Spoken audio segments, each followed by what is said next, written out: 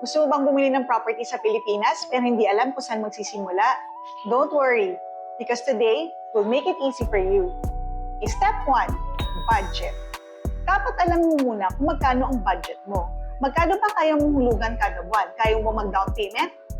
Magkano kaya mo monthly? A conservative amount, at least 30% ng income mo ang monthly amortization mo.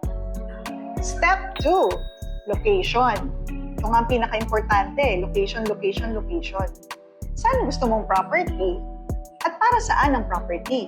Retirement mo ba? Investment lang? So alamin yung budget mo and then location na gusto mo. Step number 3, pumili ng agent or broker na gusto mo. Pero dapat hindi lang yung basta FB seller, Dapat ang agent or broker mo lisensyado. And number 4, understand the process.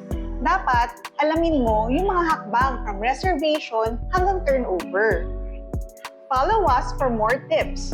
Dahil sa susunod na video, I'll guide you through the process at mas detalyadong process sa pagbili ng property.